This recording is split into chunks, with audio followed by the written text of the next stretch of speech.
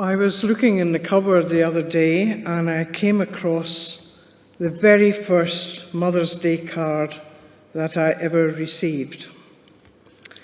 It was from my daughter when she was in about grade 1 or 2. I've got it here. Specially made at school. Nice picture of a lady on the front clutching a bunch of roses. And inside, I'd like to read what it says. And it's written in verse, which is quite strange because my daughter wasn't really one of these poetic types. She was into physics, chemistry, and eventually she ended up going into medicine. But this is what she wrote when she was about 6 years old. To Mummy, if boxes of chocolates were over the sea, what a good swimmer my mum would be. Love from Karen. Well, that's still true today. I've discovered Higgs now that we live in Australia, but that's the very first. When she grew up and had a family of her own, I received a Mother's Day card a couple of years ago.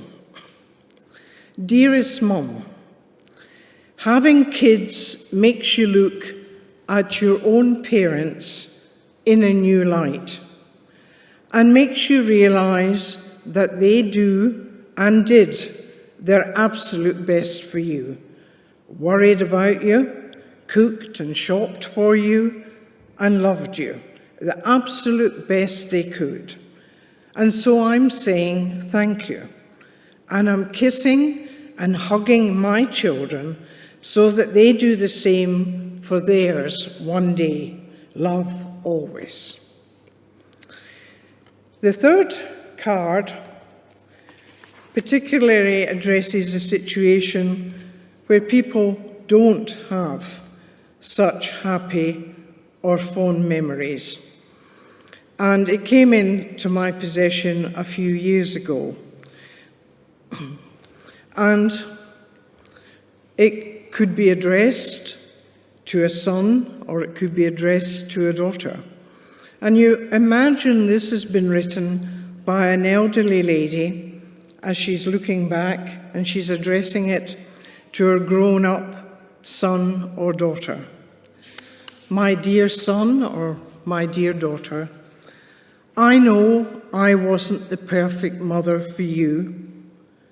Maybe there are no perfect mothers, but you deserved one.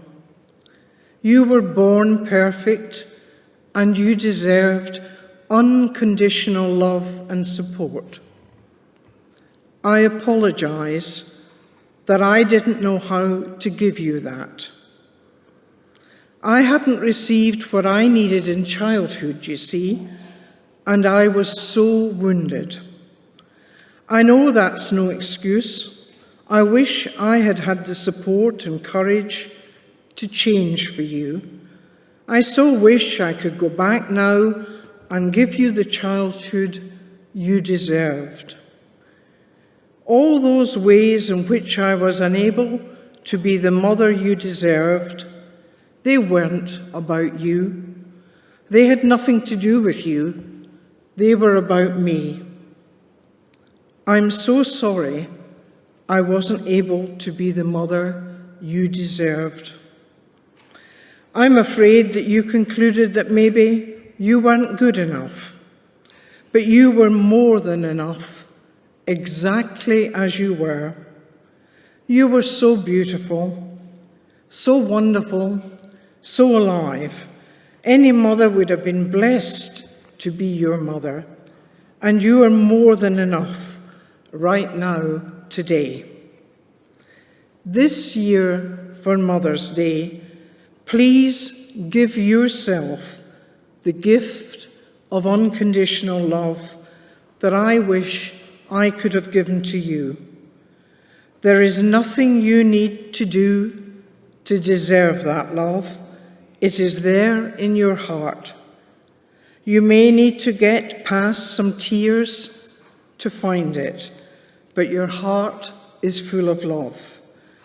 Please bask in that love every single day for the rest of your life. You are a treasure.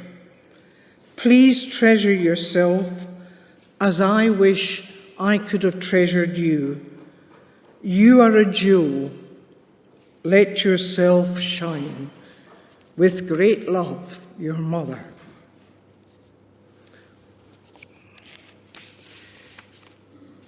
For the second part of this reflection, I'd like to take us on an extended meditation. We might call it a fantasy journey, in which we engage our imagination. And so I would encourage you to make yourself as comfortable as you can in these hard pews, and perhaps to close your eyes and just go with the flow and let your imagination take hold. So we begin.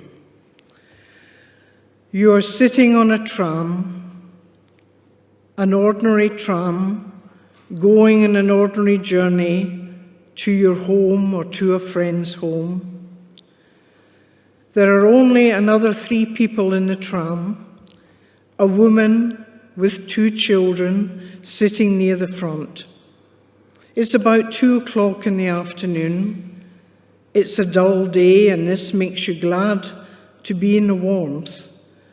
You're enjoying the journey, daydreaming, looking out of the window, not being disturbed by anyone or anything.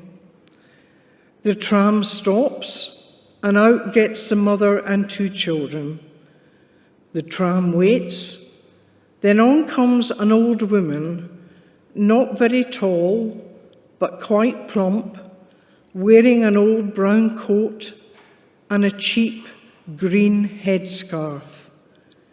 In her arms, she's carrying a bundle of something or other. You can't quite see it until she taps on and comes up the tram, intending to sit across the passage from you. You look at her closely as she makes to sit down. Her brown coat, her cheap green headscarf with a rose pattern on the borders. She's quite plump, and she has straggly grey hair which falls across her brow. And under her arm, she carries a bundle of newspapers. Looks like copies of the big issue. She looks around and sees you staring at her. "Hello," she says, and you say hello back. As you look at her, you see that she has a round face, weather-beaten, with 2 small, piercing blue eyes, but a smiling face, made comical because when she speaks, you see that her top front tooth is missing. She keeps looking at you, smiling. You feel you should say something, but you don't know what. Then you nod at the bunch of newspapers under her arm, and assuming her to be a street vendor, you say, "Is that your full-time job?" "Oh no, this is just a very small part of my job," she says. "So what do? You ask, and she smiles. I mean, what are you? You ask, and she smiles. "I'm an angel," she replies, and you feel you want to snigger. You turn your head away to look out of the window, and then you turn it back and say quickly, "You're a what?" "I'm an angel," she says. "No, you're not." "Have you seen an angel before?" she asks. No, but you haven't seen an angel before, so you wouldn't know one if you saw one. Sometimes angels get dressed up as wrestlers with sweatbands on their wrists. Sometimes they get dressed up like building surveyors and carry plumb lines in their hands. and sometimes they appear like old newspaper sellers with grey hair and teeth missing. We don't always wear wings and halos, you know. You can hardly speak, but then you ask, "What are you doing here?" "I'm doing what angels normally do," she replies. "I'm bringing a message." "Who for?" you ask. "For you." "For me? But who from?" "From God."